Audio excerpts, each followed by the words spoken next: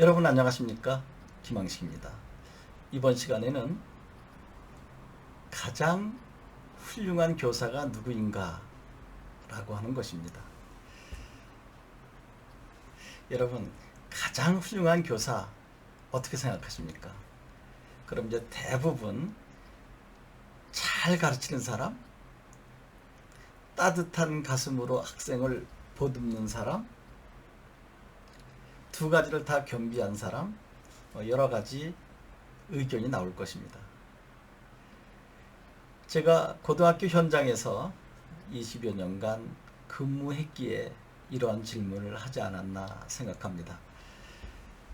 저는 그렇게 뛰어난 선생도 훌륭한 선생도 못 되었기 때문에 여기에 대한 답을 정확하게 드릴 수 없지만, 제가 설령 그렇게 되지 못했다 해서 훌륭한 선생님이 어떤 분인가에 대한 생각까지 하지 말아야 할 이유는 없잖아요. 그래서 제가 교육 현장에 있으면서 또 밖에 교육 방송 업체에서 일을 하면서 이런 선생님이면 참 좋겠다라는 생각이 들어서 여러분들에게 약 몇 분간 말씀을 드려보려고 합니다. 먼저 가르치는 측면에서 접근해 보겠습니다. 교사는 전문직관, 성직관, 노동직관 등으로 나눈다고 합니다. 이제 성직관 그러면 신부님, 목사님, 스님 정도의 성직관을 가지고 있어야 되겠죠. 또 전문직관 그러면 교사로서 다양한 능력을 갖춰야 하고, 특히 중고등학교 교사라고 한다면 내가 전공하고 있는 분야는 완벽하게 접근해야 할 것이고, 초등교사는 대충 하는 것, 피상적으로 접근하는 것 이렇게 생각하시는데 그건 아니죠. 전 교과목을 전문성을 가지고 접근해야 할 것이고요. 그러니까 전문직관 그랬을 때 가르치는 것, 인성 모두 전문성을 갖춰야 되겠죠. 그리고 노동직관, 이것은 좀 낯설긴 하지만 전국교직원 노동조합에서 이 부분에 상당히 역점을 두고 있죠. 우리 성직, 전문직 다 좋다. 그러나 우리도 엄연한 노동자 근로자다라고 접근하는 입장이기도 합니다. 이것은 여러분들이 선택하면 되는데, 여기서 제가 말씀드릴 것은 이제 어떻게 가르쳤을 때 훌륭한 선생님이라고 할 것인가 라고 하는 부분입니다. 세 가지 유형을 생각해 봤습니다. 첫째,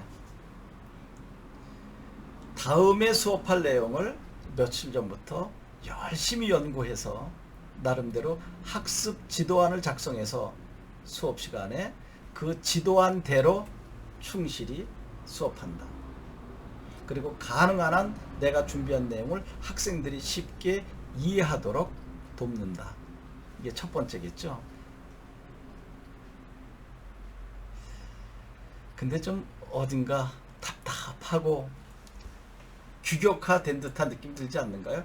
나름대로 학습 지도안을 만들어서 5분 동안 도입, 그리고 몇 분 동안 본수업, 그리고 질의응답, 그리고 마지막 결론, 그리고 차시 예고 등등을 분 단위로 재서 접근한다면 준비한 사람 입장에서는 상당히 체계적이고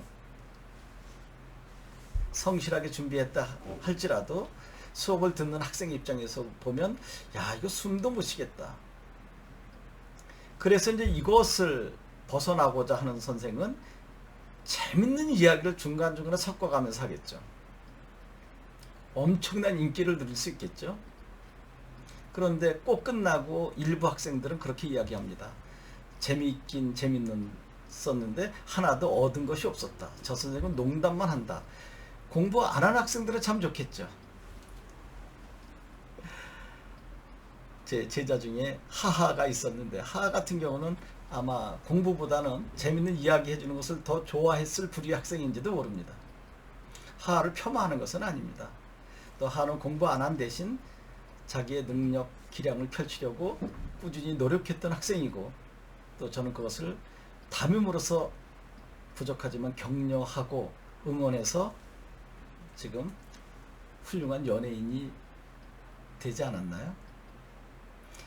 여하튼 매우 치밀하게 학습 지도안을 준비해서 수업한 경우 성실성은 인정받지만 아이들은 답답해하고, 또 수업 시간에 재밌는 이야기와 여담을 해줘서 학생들은 즐겁게 재미있게 따라왔지만 일부 학생들에게 있어서는 저 선생은 수업에 충실하지 않았다, 농담 여담만 일삼는다 라고 하는 비판을 면할 수 없고, 두 번째로 가겠습니다. 정말 충실하게 준비를 하고 또 재밌는 이야기도 하고 이제 보완한 거죠. 그래서 대부분의 학생들이 잘 따라오는데 일부 학생들이 따라오지 않았을 때 상당히 불쾌한 감정을 표출하는 선생님, 많은 사람들의 공감을 얻습니다. 설득력도 있습니다. 왜냐하면 모든 학생들을 부정적으로 본다면 일부 학생들의 그러한 태도에 설득력이 없죠. 근데 대부분의 학생들이 이 선생님을 잘 따르고 긍정적으로 보는데 일부 학생들이 따라오지 않는다면 선생님 할 말 많죠. 대부분의 학생들은 긍정적으로 보는데 너희들은 왜 그러니? 라고 이야기할 수 있는 거 아닌가요? 그리고 그렇게 야단칠 때 주변의 학생들도 모두 선생님을 공감하면서 저 아이들을 함께 비난할 것입니다. 도대체 왜 그래 너희? 저렇게 훌륭하게 준비하고 성실하게 그리고 재미있게 수업을 하시는 선생님에게. 여러분도 공감하시죠? 그런데 훌륭한 선생님으로 보기에는 좀 부족하죠. 좀 더 냉철하게 접근해 볼까요? 그 서너 명 학생들까지도 충족하게 할 수 있는 수업을 왜 못하셨나요? 아, 그러면 신인가? 어떻게 모든 학생들을 충족시킬 수 있단 말이야 라고 할지 모르지만 여러분 잘 보실래요? 어떤 선생님은 학급에 있는 학생 100%가 그 선생님의 수업에 완벽하게 몰입해서 듣는 경우 있어요. 그럼 그 선생님 신입니까? 아니잖아요. 그 선생님 수업 준비 완벽하고 또 재밌는 이야기 해주고 학생들 격려해주고 또 부족한 학생들 탓하지 않고 응원해주고 용기를 북돋아주고 극상위권 아이들도 충족시켜주고 또 저 하위권 아이들도 용기를 주어서 거듭나게 도와주고 이제 최고의 선생님이죠. 그리고 실력도 인성도 모두 다 갖추고 극상위권, 최하위권 모두 다 두루 살펴서 공감을 획득하고. 맞습니다. 최고의 선생님. 저도 그런 교사가 되고 싶었는데 능력의 부족으로 해보지 못했고요. 이제 제가 마지막으로 드리는 선생 뭘까요? 아마 4차 산업혁명에 걸맞은 선생님이 아닐까 생각하는데 여러분들도 공감하실지 모르겠습니다. 1분 정도면 아마 정리되지 않을까요? 내가 최선을 다해 수업했지만 저 구석에서 99%가 나의 수업에 공감했지만 1%의 학생 한 명이 매일 만화 그리고 이 전화기로 게임하고 정말 못 견디겠는 거죠. 화가 나서. 그래서 첫 번째 유형이 야단치는 경우, 그리고 전화기 뺏는 경우, 두 번째가 그 학생을 인정해주고 격려해주고 그리고 난 다음에 내 수업에 참여하게 하는 경우. 이제 두 번째가 훌륭한 선생님으로 생각하죠? 아니요, 세 번째예요. 그 학생을 인정해 주는 겁니다. 두 번째 선생님처럼. 야, 너 정말 게임 잘하는구나. 공부는 약간 부족하지만 게임은 너가 우리 학교에서 넘버원이야. 너 만화를 어떻게 잘 그려? 야, 너 정말 이 다음에 유명한 애니메이션 작가가 될 수도 있어. 이것도 영화로 만들 수도 있겠는데. 그리고 내 수업을 듣게 하는 것이 아니라 내가 수업하고자 하는 그 내용을 그 아이에게 주는 거죠.